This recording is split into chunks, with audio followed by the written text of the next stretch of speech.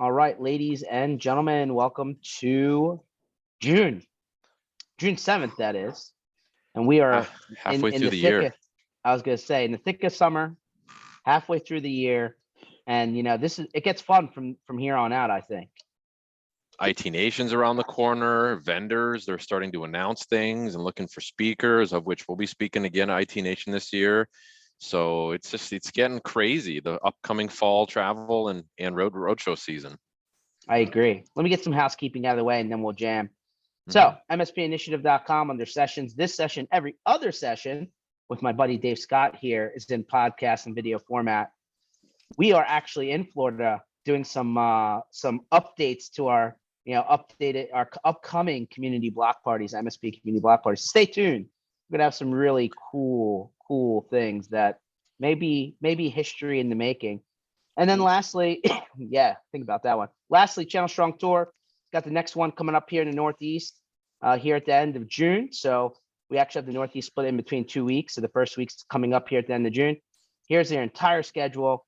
And yeah, even though you might be on vacation, we may be in a town near you. So you'll see here that we're coming up to Virginia, Baltimore, South Jersey, Philadelphia. And if you're there, you might get a cheesesteak with your buddy here, George. But other than that, then you see weeks 5, 6, 7, and 8, right? So if you're in any one of these cities, raise your hand, let us know. Go to MSPinitiative.com under Channel Strong Tour. Throw your name into the form here. We'll make sure you get an invite, especially if you're an MSP. George, I'm so disappointed. There's no Minneapolis and there's no Fargo on that list in the Midwest. I know. At least Minneapolis, man. We're gonna bring you to one of these. We're gonna relocate you there. All right, that sounds great. Let's do it.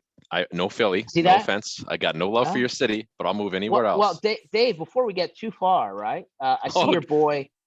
I mean, this has been the topic of conversation almost everywhere I go. I don't know why, but I feel like there's going to be a football reference here. 3, 2, 1. Yeah. This guy right here, Kirk Cousins. Do you realize how much money this guy's made in his career? A lot. Between him and the Redskins, or the Vikes and the Redskins. Take a guess, Dave. How much money do you think Kirk Cousins' career earnings without Googling it? 300 mil. All right, let's see. Let's fix career. There you go. Here's this article coming up right here. 231. Jeez. Did that say 231.6? That's almost 300. I mean, not almost. It's 231 mil, but that's a lot. There you go. So let's see. So 231, Matt Ryan, who's about, you could put him in the same category as Cousins. He got 2 Super Bowl, but he didn't play well. Tom Brady, obviously GOAT. Aaron Rodgers deserves that. Matt Stafford, well, the only reason they paid him a shit ton in Detroit is because they had to. And Russell Williams and Stafford and Rodgers and Brady are all Super Bowl quarterbacks. So the 4 of the top 5 earners have all won a championship. And with 2 of them winning multiples. That's your guy, man. He's a system quarterback, but can he win? I think he can. Yeah. Okay. I think when Zimmer came here back like 7 or 8 years ago, I think he was younger, leaner, meaner, more understanding. I think he just got embittered, as time went on. And I don't think him and their GM had a great relationship, as you're hearing from players now. I think Dave Scott should be here in Philadelphia on September 19th, Monday Night Football. What do you think, Dave? I'll make you a deal. Okay. I will come out there. I won't wear Vikings gear because I'm legit scared that I'll get the shit beat out of me. So if you help me find some Philly gear, because I like the Eagles, nothing against the Eagles. I just don't like a lot of their degenerate fans, right? But I love the Eagles. The Eagles got a good organization. Doug Peterson, the ownership, all the way back to Doug's in Jacksonville now. Yeah, I know. And so that I don't think he's out. I know. You got a new coach now. I know. My point is they've had a long string of really great coaches, from Andy Reid and even back before that. And so you get me some Philly gear. I'll don some Philly gear. I'll come out. We'll party. It'll be a good time. Okay. Just circle that on your calendar, Dave. I'm still going to root for my Vikes. So listen, I'll just do it quietly. I would expect nothing less, to be honest. And what's the date? September 19th. That's a Monday Night Football, 8:30, Philadelphia, or on a TV near you. So I'm coming to you.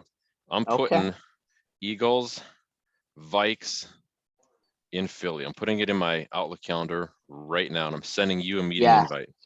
Okay, let's do it. Let's make All it right, happen. man. It's going to be awesome. It's a long time in the making, I think. I agree. I agree. So, Dave,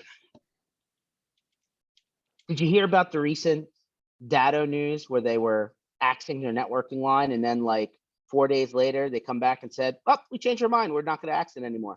Yeah. What do I you don't what do you think, Dave? I don't know what to make of some of these channel vendors and what they're up to. You know, yeah, I think they're making moves for a lot of reasons. I think they're making moves to keep their shareholders happy, to try to make their technology more better, more robust. You know, one of the things we've started seeing, and one of the things we're helping a lot of our clients with, are MDF funds. And the MDF fund programs have transformed through the pandemic because these channel resellers aren't selling their solutions like they. Transformed up or down? Oh, they've gotten better. They've gotten great. Oh, okay. Yeah, I mean, so we work with Datto, we work with Microsoft, we work with, just pick your poison, Sentinel Wait, One, let me ConnectWise. pause you. I mean, Datto's MDF's not hard to get. Hmm. How is Microsoft's program? So they've changed it because of the pandemic. They want to resell more of their solutions through reseller partners. And so they've increased the ease of which you get approved. And so they've lessened that restriction. And they've also made it a lot easier to submit higher dollar ticket amounts. So their Okay. MDF program has been great. But to do that, they've got to make platform changes. And, that's what you mentioned a couple minutes ago. I don't know why they do those things, but they do. Good, bad, or indifferent.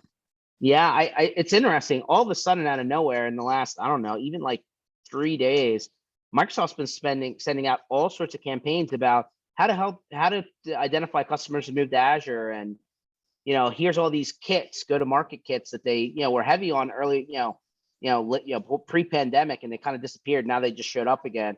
So it's like they came back to their original blueprint a little bit. Yeah, it is. I don't know, what's driving it. I mean, I do know what's driving it. They lost a lot of revenue through the pandemic, and they're seeing logistics and hikes and increases in cloud storage, cloud space. Data centers are now, they're double, triple what they cost to be built. And so those data centers, the physical construction companies, are now charging more, which means the providers who own them have to charge more. And it's just a trickle down theory, not trickle down economics, but it's a trickle down effect. And so even solutions providers are going to start having to, deal with what that looks like as they resell their solutions through IT companies. So Dave, I mean, since you want that, you hit a keyword for me. There's a lot of people saying that there's a looming, financial, fall coming here in the next little while, right? You want to call it recession, you want to call it whatever word you want to use, just like, circa 2008-ish. Are you hearing that from the people you're working with, the MSPs you're working with? Is there a little bit of hesitation about, doubling down on investing to grow and do the things necessary to make that work? Because like right now, like I feel like some of the, the financial folks out there, like literally putting out the alarm, hey, do something now before it's too late. Yeah. So there's two schools of thought. I've been in business for a long time, and SGS, we have 7 employees, and we've been growing like crazy because IT firms are starting to realize the value of starting to market their services because their market spaces are becoming a lot more competitive. Mm-hmm. The days of living off of referrals are done. The days of working with, 5 and 6 different verticals are done. The most successful MSPs we work with today are whittling down their solution set to be more specialized versus generalized. And they're also planning for the future, right? Most of our clients, the CEOs of the firms we work with, are anywhere from 5 to 30 mil in annual revenue. And the owners, the youngest owner we work with is one in New York. He's about 34, 35. The rest of them are 40 plus. They don't want to go through another shitty pandemic, right? So they are building a go-to-market strategy and a sales and marketing strategy so they can eventually sell. If you own an IT business today and you're not working it and operating it, running it to eventually sell it, you're doing it for the wrong reason. Sell today and get out. Just go be somebody's CISO or tier 1, tier 2, tier 3 director, technician, whatever. You need to look at your legacy and what you're going to be doing 5 and 10 years down the road. We just had some really concerning phone calls last week with 2 M&A channel vendors. One of them, who we work a lot with IT valuations, Reed Warren. Great guy. And another one, Reed's amazing. Talk about having a guy that you can trust in the middle of that type of thing. That's invaluable. Yeah. So Reed was talking a lot about, if you're going to sell now, because you're going to get a 5, 6, 7x multiple as an IT services firm, you're not going to get that in 2 years or 3 years or 4 years. On the net. EBITDA.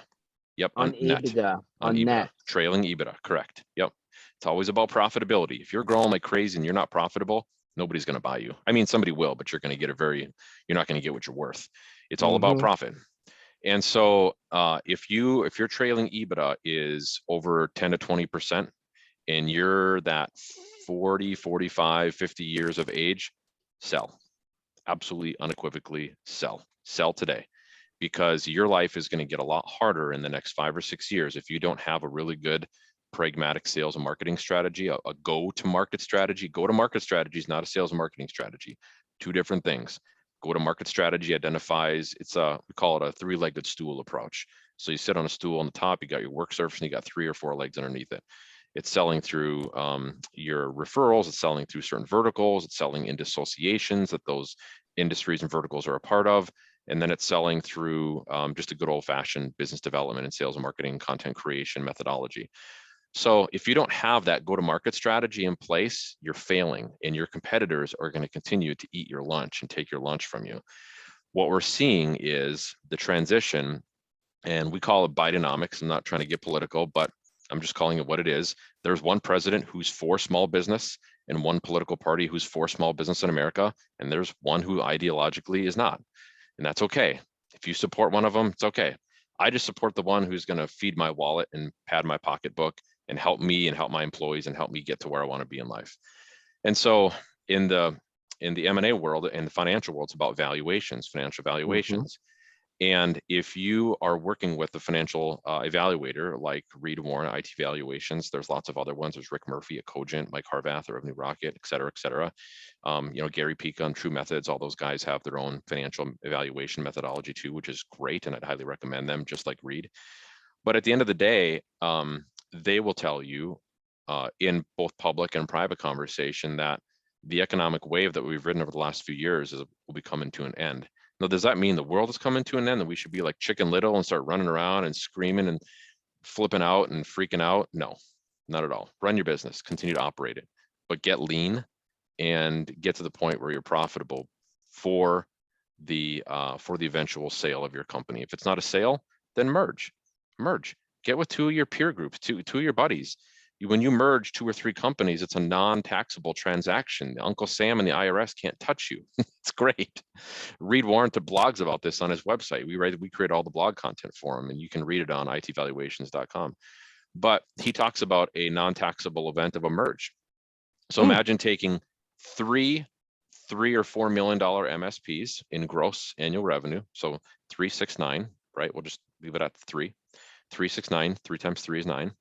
And you get 5, 6, 7x multiple if you sell as a $3 million MSP. Imagine what you'll get if you combine the 3 of them. You run it for a year, like starting today, and we're now looking at 6/7 of 2023. You merge 3 companies. You're now from 3 mil to 9 mil. You probably add about 10 to 20% on your bottom line over the next 12 to 13 months, whatever. And then you go and sell a year from now at another trailing 5, 6, 7x a multiple. You're going to make a shit ton of money, right? And so that's his whole point, is take a look at the bigger picture, your legacy and what you're leaving.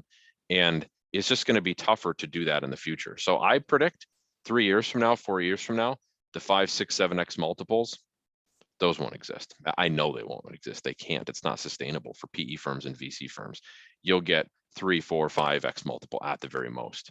And so that's what we're hearing from from a valuation perspective. Reed also painted a pretty interesting picture last week on a brainstorming call with him. He said firms who have solid EBITDA. Well, let me take a step back. It's going to be more competitive to sell your firm to a VC group or PE group if you don't have 2 things identified and documented. Number 1, your financial growth strategy, and number 2, your overall go-to-market strategy. If you don't have a good handle on your financials, and you don't have really good EBITDA, trailing EBITDA, and you don't have a really strong go-to-market strategy, which encompasses what you're actually selling, who you're selling it to, and how your sales and marketing is aligned with that, you're going to be at a disadvantage when a VC group or PE group wants to acquire you over a competitor. It's just the way it's going to be. And if you think about it, put yourselves in the shoes of a buyer or some sort of financial services firm who wants to buy a bunch of IT firms, what would you rather buy? A company who's selling shit to anyone, and anybody who has a plug, who's $1.5, $2.5, $3.5, $4.5 million, who doesn't have a good pragmatic go-to-market sales marketing strategy that's misaligned and that's confused and unorganized? Or are you going to want to buy somebody or merge with somebody who's got all that figured out, documented, and who's been doing it for a period of time to show some sort of positive growth result? I'm looking at the latter of the two options, right? Not the previous of the two options. So that's what we're seeing a lot in the marketplace, and that's what we're hearing from a lot of people who are a lot smarter than us and who have a better pulse on the market. So I don't think the growth is going to continue. I think it will slow down a little bit based on the Bidenomics factor. And I also feel like if you are able to sell today, don't just take anything, sell. But if you don't have those puzzle pieces that I talked about a couple minutes ago in place, get them in place, sell in a couple years, 2 or 3 or 4 years, move on to your next big thing. Interesting. I mean, listen, they're still saying the market, of available MSPs out there is between 80. Some people say 80, some people say 100, some people say 120,000. It's a ton. But Dave, they're not going to all merge and get acquired. No. I mean, if 5% end up that way, let's get in crazy. Let's say 10%. That's still 90%. Yeah, there's a lot of IT services firms out there who just, to be blunt, just shouldn't be in business, right? My next door neighbor is an attorney. He's my attorney here in Fargo, and single guy. He's divorced and got a nice family and whatnot. But his law firm got hit with a small ransomware issue about 3 or 4 months ago.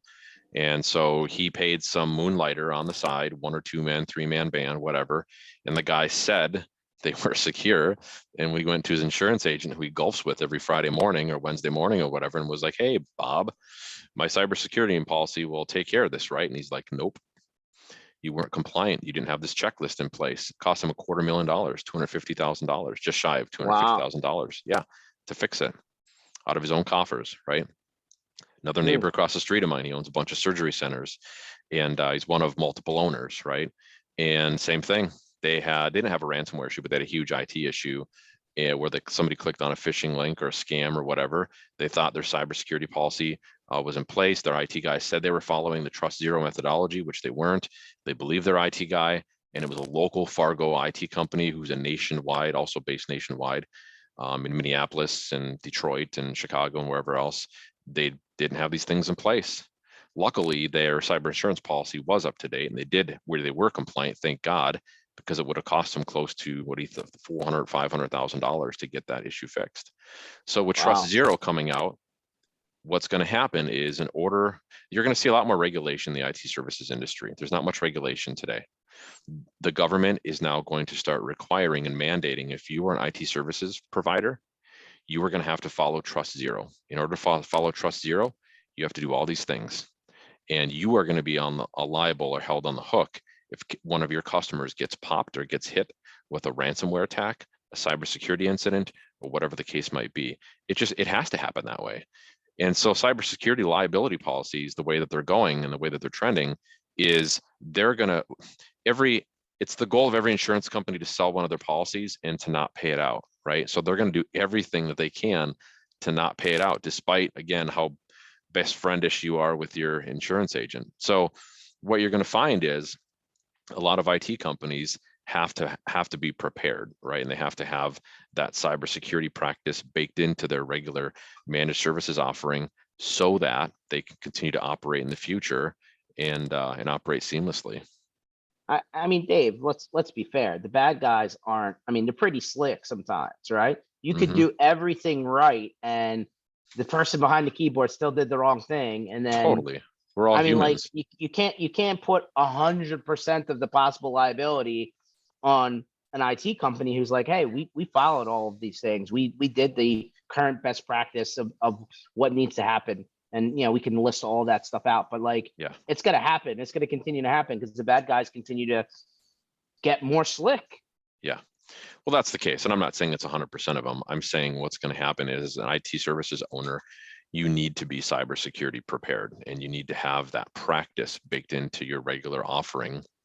And you also need to be practicing it yourself in order for you to operate seamlessly without getting in trouble, either from regulators or from a lack of policy awareness.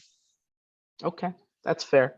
That's 100% fair. So the people who are not in a position to sell, Dave, like they're in this boat where they're like, hey, maybe I'm young enough that I still got a lot of road ahead of me, or hey, I think I can still grow granularly. Yeah. Like, what are you telling those people? Yeah. So we're telling them to double down on a lot of their sales and marketing efforts and take a step back and figure out exactly what they're selling. We just had I just had an interview yesterday with IT services firm out in California, and there's two owners, and I got on the call with the first owner, the primary owner, about a month ago, and he was great, no issues. I've kind of felt like he was a sales guy, which he is. Most CEOs are sales owner, CEOs, sales CEOs, and his business partner was very much the technician, right? And so as we're talking with him, he's like, yep, I've got all that stuff. Yep, we've done all that. Yep, we've got this baked into their solution. Just everything just seemed perfect, right? And I'm like, then why are we talking? Like, you've got a pain point, clearly. Why are we talking? Like, you tell me what your pain point is, and I'll tell you if we can help you out. And so we did an assessment with them. It went really well. And we got into the assessment, and I do what I do. I start digging and pulling back the layers of the onions, right? Ogres have layers, just like onions have layers, to quote Shrek, right? And we started peeling back the layers of the onions, and they didn't have anything figured out. They don't have a cybersecurity practice. I talked to the tier 2 and tier 3 technicians, and they're like, we don't even know what we're doing. We sell a network assessment. We have a network assessment scan. That's our version of cybersecurity. And we sell it separately. We don't sell part of our managed IT services. I said, well, what do your prospects want? And their technicians are like, they want it all baked into one. They want to know that when they go to sleep at night, they don't have to worry about shit breaking, their hardware getting compromised, or their line of business applications getting screwed over because they weren't protected. I'm like, okay, that makes sense. So I went to the owners and we said, hey, through our assessment, this is what we found. And we came out of yesterday's conversation with, they really don't know what they're selling. They don't know who they're selling it to. They think they do. A lot of IT owners think they do. We do sometimes too. So I'm pointing three fingers back at myself. And they're trying to sell it regionally when they haven't even dominated their local market. And they've got a really big competitor who's about the same size, a little bit bigger than them, who's they're constantly taking clients away from each other, right? And it's not a good ebb and flow. So for IT services firms, I go back to, and I've said this before on the other shows, is we follow Vern Harnish's methodology of SVP: specialization, verticalization, productization. You have to stop doing the day-to-day tasks and take a ginormous step back and go, what are we specializing in? What's the vertical or two or three that we're selling into that we are really great at? Like, you can sell at more verticals if you want, but every IT firm that I know is good, really, really great at one or two. So who are those one or two? That's the V. And the P, you got to productize it. You shouldn't be selling cybersecurity separate from your main managed services offering, or your fully managed services, your co-managed services. It should be baked into one, because that's what prospects want, right? My neighbor, who's an attorney, who owns a large law firm or medium-sized law firm, my neighbor who owns a bunch of surgery centers across the street from me, we all talk, and they're like, we don't get all this stuff. We're not IT guys. We're really smart, but we're really good at our craft. We don't want to be good at IT. We want just to know and have peace of mind that all of these pieces are given to us every single month. We don't have to worry about a cybersecurity issue and it costing us $250,000 because we weren't prepared, right? And they're pragmatic, and they're not assholes. They just want what they want, and they want to do their thing and make money and serve their clientele and serve their businesses, and that's it. And there's nothing wrong with that. But IT firms are still struggling with that component. They're trying to do everything for everyone. They're constantly all over the place, and they think sales and marketing is this linear A to B straight line, but it's not. And so what we're telling them, if they're not ready to sell, this is a long answer to a short question, is get a handle on what you're selling. And if you've never gone through a documentation or an offering process where you actually spend 2 or 3 or 4 weeks, 5 weeks, 6 weeks going through all of the services and solutions that you sell to get rid of the ones that you think you do, but you really don't, and then to start formulating a plan and a package where you can develop your actual services offering, then do that. And then hyper verticalize into the top 2 or 3 verticals that you're really, really great and really, really good at. and then productize it and slap a label on it, put a number on it every month, and start selling it, and get to work. Interesting. I change the format a little bit, Dave. I want to let people talk to us, and I want to talk to the people, and we talked a little bit about current events. So all the people that join us live, and give them a chance to unmute and join the conversation. Like my buddy Darren, he loves to join the conversation all the time. Are we going to see faces? Do we get to see faces? So, most of the time not, but that's okay. Okay, I like faces. They can. It's up to them. Darren, you out there, buddy? He's probably out and about. I know he was out in Boston doing some film. No, I'm here. I'm here. I'm actually at a PAC State mission briefing right now. Actually. Oh, that's right. Nice. That's right. Over in Cali, right? Yes, sir. Hey, Darren. Tell Ken Hey, I said David, hi. how are you? Good. David, I don't agree. I don't agree with a lot of what you're saying in the sense for the people that not everybody fits the mold, but I guess for the general person or MSP that is totally growth focused, I do think you make sense. But there is a contingent of us out here that are not necessarily on that path. So I don't agree with that part of focus on one vertical and do go for the sell strategy, because it's not everybody. And some of the smaller. Those are my words. Those are my words. Those were words from guys like Vern Harnish and Daniel Pink and the Rockefeller Habits and Gino Wickman. Like, they're very clear in their books about getting verticalized and identifying who you're selling to. So those are my words. So you don't have to disagree with me.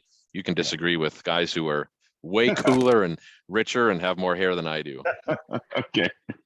But no, anyway, no, there is certainly, there is a lot of validity to, I do think this business will continue to get tougher as time goes on. And, I agree.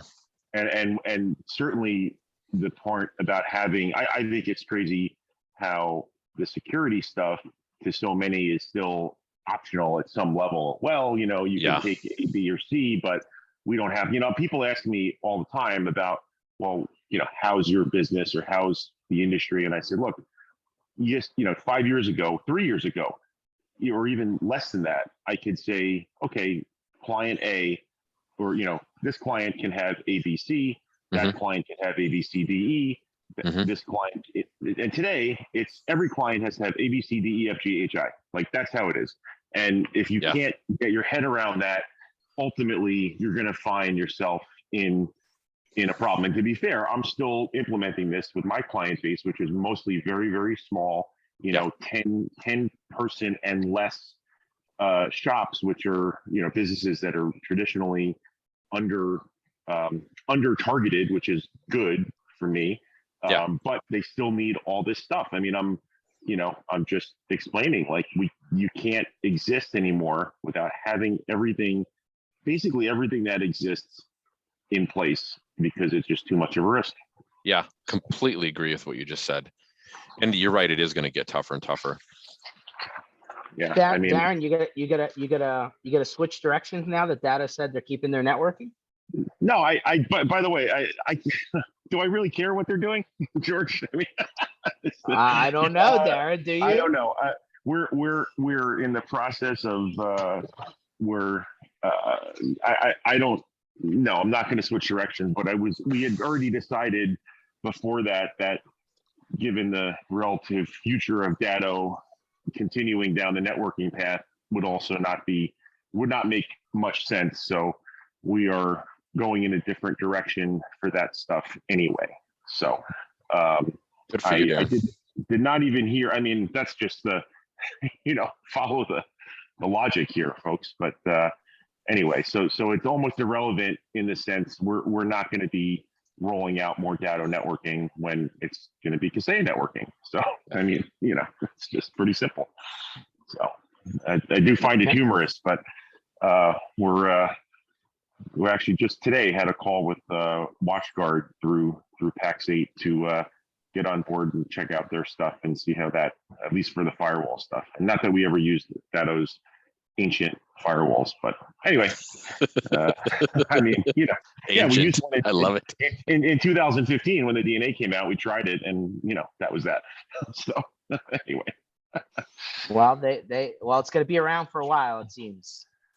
Yeah, we shall see. There you go. Yeah, hey guys, this is Brian Weaver from NSA. So I'm going to kind of drive a path right down the middle here, I think, between Darren and David. So I think some of it really depends on the size of the client also. David, you mentioned about, medical and specialization that they have, right? So our clients are all distributors. They tend to be mid to enterprise level accounts. And that's our focus is ERP specifically for distribution, right? So we're able to charge, Talk about a very specific niche, huh? Exactly. Yep. And That's awesome. we're able to charge premium prices because we know that industry and that particular ERP better than anybody else. And everything else we kind of built around that, right? So to complement that. So Datto's a good example. I mean, any BCDR solution might be, along with other security elements and that kind of thing to ensure that that ERP system stays up. So that's kind of been our strategy, and that's worked extremely well. We really don't feel that we've got a lot of competition because of that, which allows us to do the premium charges. If we do get because you've hyper verticalized, right? Yeah, and if people come after us and they're looking for hardware and things of that nature, we have relationships with companies. I mean, could we do it? Yes, but the margin's not there. We certainly don't want to bring people up to train them to support hardware and that type of thing. So it gives us a little bit of latitude in terms of making sure we maintain our focus. Yeah. So good for you. I think that's Brian, so awesome. Brian, we should talk afterwards, by the way. I love the hyper verticalization. Oh, this is how we network. Brian, you had put in the chat that data has been great with MDF. What'd you do with it? Yeah, so one of the things we do every year, again, that hyper verticalization, there is a user group for our ERP system that we attend every year. It's our largest event that we do. We always get a ton of business. When I say a ton, I'm talking like 60 to 70% of our revenue every year comes out of this event one way or another. And Datto's been wonderful in terms of giving market development funds. We have a security breakout session that we do. We usually do about 16 to 18 breakouts during this event, our entire team. And the security is wow, that's a lot of breakout sessions. You know what? It actually is more breakout sessions than all the other resellers that attend this event combined. Just because we've got such a strong team in that arena. But Datto supports us, with the market development funds. We're good for $3,500 to $4,000 every year from Datto for that particular event. And it's something that they do now automatically. It's like, yep, we're in again. Because we're always able to show, immediate sales results out of it every single year. So. Yeah. And Brian, you guys are in New York, right? Our headquarters is in New York, but about 80% of our team is remote. So we're kind of all over North America. We're the largest reseller in both the US and Canada of this particular solution, ERP solution. That's awesome. Brian and company is definitely not interested in paying New York tax. That's true. Although I'm located in Buffalo. So that New York City tax, man. I mean, they are not something to be trifled with. That's for sure. No, absolutely not. That's awesome. Thanks for sharing, Brian. Yeah, I love the hyper verticalization. Well done. I mean, that's a great example. Like, listen, that takes time, Dave, right? I mean, like, you don't do that in a month or 6 months or sometimes a year, right? Like you really need to prove that you have a working model to go and target very enterprise clientele with an offering like that. Yeah. And that's just it. That takes a long time to get to that point, right? And it doesn't happen overnight. Brian, connect with me for email if you wouldn't mind. But I feel like, so I often tell the story of Lee Odin. Lee Odin, he owns Top Rank Marketing. He's their founder and CEO. They're a large ad agency in Minneapolis. And Lee blogged for like 8 years before he became big. Now, I'm not saying he was just a one-man band or two-man band, and he just, took him 8 years for a business strategy, because that would be, fucking foolish. But what Lee did was he blogged for like 8 years plus before he finally got visibility into a lot of the large brands that he wanted to target, right? And so he often tells the story that things take time, right? And I think that in today's instant gratification world, like hockey, right? We oftentimes feel like, this stuff should be like a video game or like, whatever, and like a hockey match where it's instant gratification. And I'll equate this to the Minnesota Vikings, right, George? It's a long game strategy. We're taking the 45, 50-year approach, but I'm telling you, man, we're going to get a Super Bowl eventually. I don't recommend that approach, Dave. Yeah, me neither. I really suggest again. Yeah. So my point is, as you're approaching all of these things inside of your growth strategies, it's really going to be important for an organization to take a look, and just to set that right expectation. It takes years and years and years. It's not going to happen in 6 months. It's not going to happen in 12 months. It's not going to happen in 24 months. It's going to happen in 2 years, 3 years, 4 years, 5 years. And Brian, I'm sure you can attest to this. So that's a lot of time burning money before you get to a point where you're generating revenue, though. Let's be Well, fair. Though. Yeah, David, it really is. I mean, we've been at this for, 20 plus years, the growth of this company and so forth. So it takes a lot of time to do that, but yeah, the payout is there if you're, really dedicated to it. Yeah, 100%. I 100% agree. Oh, George, you're on mute. Here's some current events, right? And there's an active ConnectWise event happening right now. Here's what they come out of this. I'm gonna use the Darren. Do I want all of my eggs in one basket? I don't know. But apparently 2 partnerships here in ConnectWise land. So they partner with this company called Control Case, a compliance as a service provider. There's a handful of MSP focused guys out there doing this already. And Fifth Wall, a cyber insurance broker. So we're going to make it a little bit easier for MSPs to get cyber insurance. Okay. Do you think that this is the direction you would take? Because obviously, traditionally a software company, right? They're relying on these third parties to do these things. I feel like it's a multi-headed, conversation here. Would you go through your software vendor to get cybersecurity insurance, even if it's through a partnership? Are you asking, reframe that question, break that down a little bit more? No, I mean, it seems like there's a concern with too many eggs in one basket, right? Too many, like one vendor, hey, it's one invoice, that's great, but now you could make a turn, right? And we use the Kaseya conversation as an example or whatever, right? Like you could, they could do something that ultimately isn't favorable to you. And now you have all these services under one vendor. Do you really, I almost feel like the cybersecurity insurance piece, is so important that you really need to get the best one that fits you rather than maybe, hey, this is the offering that's, through the bigger conglomerate. That's just my 2 cents. Yeah, I would agree. I mean, it's the whole adage of, when banks first started offering insurance services and they started offering retirement services and they offered it, it's like, no, I just want you to be my bank, take my money, hold my money, give me access to it so I can pull it out and do whatever I want with it. That's all I want it for. I don't want you doing childcare, changing my car tire, running my IT, selling me insurance services, like work through an actual insurance broker. And I saw Bruce's and Brian's comments. I didn't know that. I know Breach Secure Now did offer an insurance offering. I didn't realize they exited that. So why would ConnectWise do it? It's for money. That's it, to make themselves more sticky. They're not doing it because it's the best thing or right thing to do. They're just doing it to expand their services offering to gain more market share. Now, is there anything wrong with that? No, it's a good business. It's capitalism 101. But at the end of the day, I wouldn't trust an IT services provider or a vendor like ConnectWise, an IT vendor, it's a software vendor, to run my to give me insurance advice. I would trust an insurance broker or an actual bona fide insurance agent, right? I don't know. Yeah. That's just me being pragmatic, but I think Bruce and the rest of your crew will probably agree.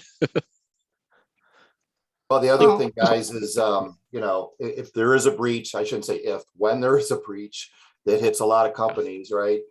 Guess who they're coming back to, right? Hey, you sold me the insurance. They're not covering this. And, now you're playing middleman between the insurance company and your clients. And I don't know. I think it could be a mess. Now, if they have a partnership with like Great America or another insurance brokerage, or if they acquire an insurance company and they want to sell insurance services, great. That's something completely different. But if this is an insurance solution baked into their software, nope. I trust an insurance company, not ConnectWise. Nothing against ConnectWise at all. They're good solution, good people. Just bad idea. Okay, well, it's very, it's very interesting to go. Yeah, we said go to market strategy a couple times in this session. Very interesting. Yeah, the positioning, right, on Yeah. some of this new stuff. But there it is.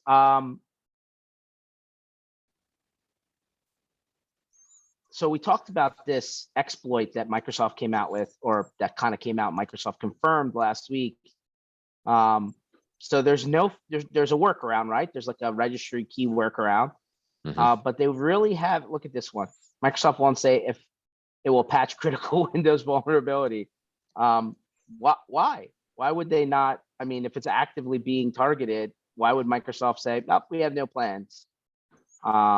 They say, "Well, it's low on the chart right now, so they'll get back to it later." I don't know. It sounds weird. Yeah, I mean, agile methodology will teach you QA, quality control 101 is, and the Silicon Valley of software development is minimum viable product. So get at the minimum viable product and update regularly. So if they're seeing not a lot of issues with it, I'm sure it's going to be low on their priority list in terms of patching it and getting to it. And I'm sure their software development team is, I'm sure they're placing it on their agile chart to get done, but I don't know all the data around if it's how big of an issue it is. When you say Microsoft exploit, those are big words, right? And to your point, those sound scary. Like they've got their software is broken. And for people who depend on software religiously, like we do, we use SharePoint. We have 7 team members. We're all across the country remote. Like we demand that our IT firm have a really good cybersecurity hardening process to make sure that environment is exploit free, and then nobody gets in there and takes any of the data that we use for our clients on a regular basis. But yeah, that's Microsoft is Microsoft. They can kind of do what they want, George. When you're the 900-pound gorilla in a room. But this comes back to, right? So hold on, wait, hold on, George. I'm going to jump. I got to comment on David because I wonder if he is with going to our previous conversation about my uncomfortableness with Microsoft pushing their security as, hey, we build the product and we're going to be the best ones to secure it. So everybody use Defender and that's all you need. Not all you need, but that can largely replace your other security offerings. Like it's just the logic to me just doesn't make much sense. And I see them pushing this more and more. And like for me to go to my clients and say, hey, for the last 10 years, we've used product A, but guess what? Now Microsoft offers their own security to protect their own products. So we're going to just switch to that. Like, that's not a compelling argument, even if I wasn't technical in my own, like, seems crazy. But so Darren, it sounds like you would much rather use an actual security software to harden an environment, not use Microsoft's baked in solution. We're using 3 different prominent security vendors now, and I can't see myself going away from any of them to say, oh, well, by the way, Microsoft's they're the ones that we're worried about protecting, and they're gonna just build the protection in now. Like, what? Okay. Yeah, I don't disagree at all. Not at all. I mean, Precor comes out and says, isn't Microsoft patching their own stuff now too? Yeah, they said under certain 365 plans, they're now going to take over patching. And then it's like, wait a minute, now you're responsible for patching your products, but then there is no patch to distribute. So who's responsible now if there's a problem? And so the bigger challenge is, how do you tell your prospects and customers about this, right? So to Darren's point, Brian's point earlier, Brian's hyper verticalized. Darren, I'm not sure what your verticals look like in terms of who you're selling to, but how do you tell your customers? Because if I own a manufacturing firm or a car dealership or a healthcare practice with 2 locations or a law firm or whatever, and I'm looking to a managed service provider to tell me what path to go down to fix these problems to make sure something bad doesn't happen to my company, how do you tell them that Microsoft's security solution is shit compared to somebody else's, or it's not going to help them or whatever, right? So it's our jobs as CEOs and communicators and as professional services owners to say, hey, don't trust Microsoft. Don't trust your IT guy if they're telling you to rely on Microsoft stuff. Here's why you shouldn't use it. Here's our plan and solution. Here's what's going to cost you. Here's the value, and go from there. So that's the challenge, is how do you tell your market about that so you can ultimately keep selling your services and keep your doors open? Well, it also comes to in general, just value add. And David, my clients are, I mean, tiny. I mean, again, 10 people and less, a lot, 5 and less. I mean, I work with really small companies, and I have relationships with most of these people that they understand. It's like, hey, like, yeah, we're just going to use your Microsoft stuff, and Microsoft's going to be the one securing it. I think it's an easy conversation to say, well, we're using, you're using us to, like, what do you need us for then? I mean, not that we don't do other things, but it's like, well, if we're going to use the Microsoft solution and have Microsoft secure it, what are you really bringing to the table, at least from that respect? I mean, it doesn't seem to drive the conversation to us being relevant, which in part is what I think Microsoft really does want on the longer term. That's a whole other conversation, but it's 100% agree. Yeah.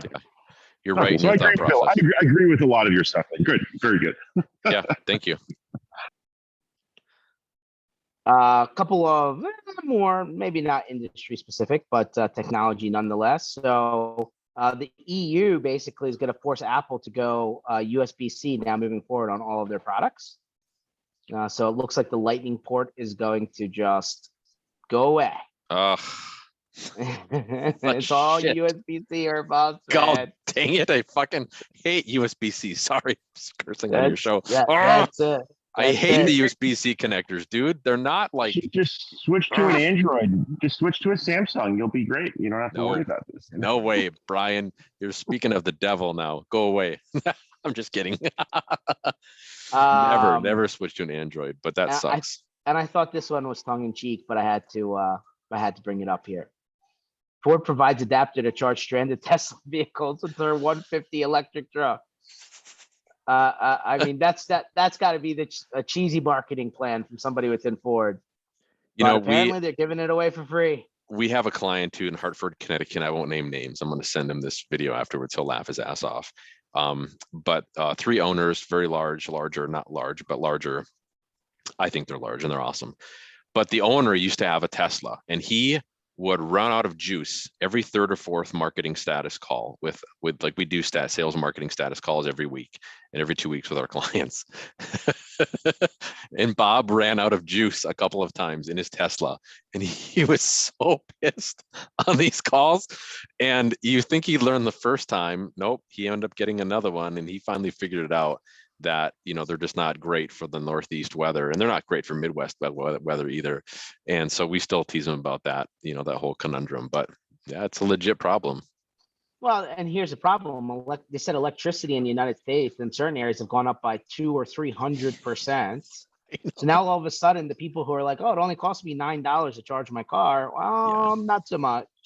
Yeah, no, there's a big disparity from being a bit in the EV space here and following all this. There is the conversation about what it actually costs to charge is very not discussed, because charging. So what's the actual then, Darren? Because you have a couple of EVs, right? What is it? The situation is, it really depends on where you are, but we have a charger in my place in New York, and let's just say when I started charging my Ford there, the electric bill went skyrocketed to a point where way more than gas would have cost.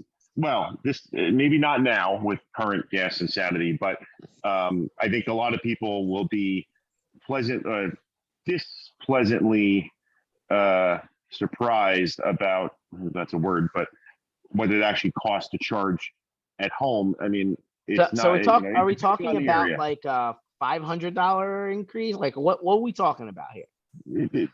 Your electricity costs are only going to go up, right? So just like especially as we have more and more demand, and I don't even know that our ailing grid here can support. I think we're going to start to see in the next year or two some issues when people continue to mass adopt these vehicles. So which is obviously happening more and more given the gas price situation. So but it is not cheap in a lot of places to charge, and it is also not easy to do unless you have a Tesla, which has built out obviously a really great nationwide network. That simply doesn't exist for anything else. It is like the Wild West of trying to have a non-Tesla and actually go on a trip of any magnitude, any length. It's not easy. So it's changing. Yeah, I was but just it's going to gonna ask take a long Darren, time. the infrastructure is not there yet, right? As far as Oh, no. publicly, on the highway. No. that kind of I thing? picked up. I have a Mustang Mach-E that I picked up last Which, by the February. way, looks really great. It's But very sexy, I have to say. And anyway, I tried to drive it from Ohio back to New York, and it took triple as long as it would have taken in a gas vehicle, because the charging infrastructure just simply did not exist. And you would see a charger and it's not a fast charger, and then you had to go back and go back 40 miles to a fast charger, and then it was broken. I mean, it was kind of a nightmare. And it's not easy to do long trips. It'll change, but it's going to take a lot of time, and Yep. it's a big investment. So. Yeah. I heard So there's how a do you- couple, I think don't it's, wanna, divert too much, but I heard a neat idea. So one of these charging companies is looking to build, in essence, like a charging gas station, if you will, for lack of a better term, where they swap out your batteries as opposed to you having to take the charge. That sounds like a pretty interesting concept. Yeah, there's I mean, on paper it is, except we're so far from batteries being easily swappable and that kind of situation. I mean, we're years and years away from that, and there will be all kinds of issues, I think, with all of a sudden. So now you have this this unknown battery, and because the batteries can they could degrade, and you could have one battery that the same car, depending on the usage, is 20-30% less less capable than another. So I don't know how that would all work. I mean, it looks great on paper, but I think the solid state batteries is what's going to change it. The batteries that are very quick charging, they produce differently. That's going to be what will take this into the next, the next level. But we're also not there yet. Anyway, Yeah. big diversion from Microsoft but and that security. but now these Ford F-150 electric trucks can bail you out on the road. They got the connector. Yeah. I don't think they're going to be too willing to do that. Most, I think they'll just drive by and laugh at you. But I would. So, I think what's unraveling is a big bait and switch program here. If you listen to the president trying to push forth an agenda now where he wants to release money to build bigger electrical power plants, not just for servicing homes and business, but the EV. And if you look at the EV 4 years ago, charging was free. Now Tesla charging is still free, but others are not free, right? well, it's not anymore. so- It used to be, but now it's not. so Yeah. well, no, some of the Teslas still are free if you have a Tesla, right? That's part of what you originally bought. You get that, but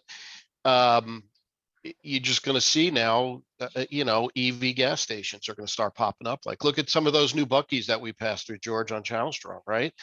Some of them have a whole 2 or 3 banks now of EV chargers where you pop your credit card and charge up. Yeah. So it's going to be the new petroleum. It's, they're going to pop up that infrastructure, and it's going to cost money to maintain that infrastructure. So they have to charge for it. It's no longer just, let's get the idea out there. They got the idea out there. Now it's time to make money.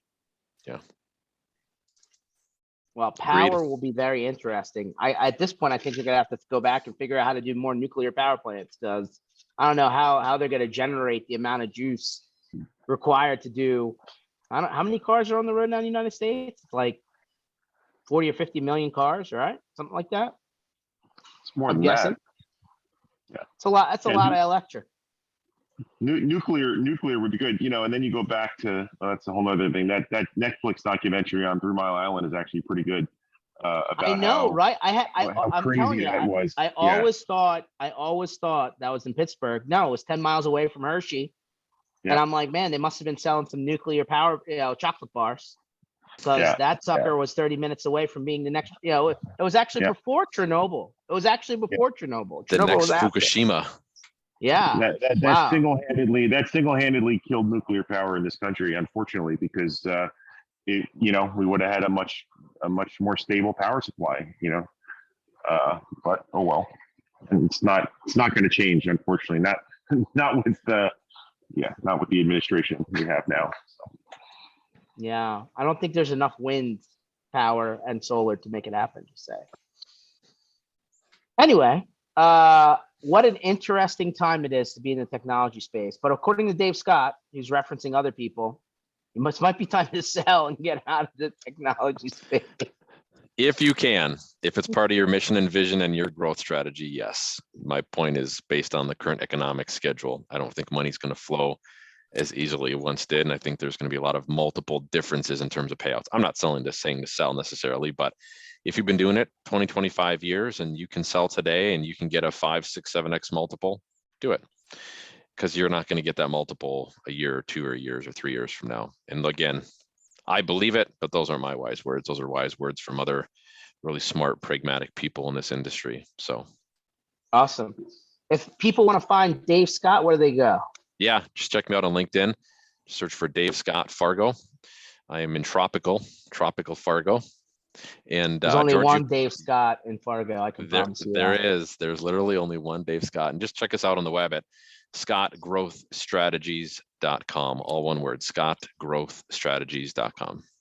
Awesome. Well, for everyone else, thanks for checking in.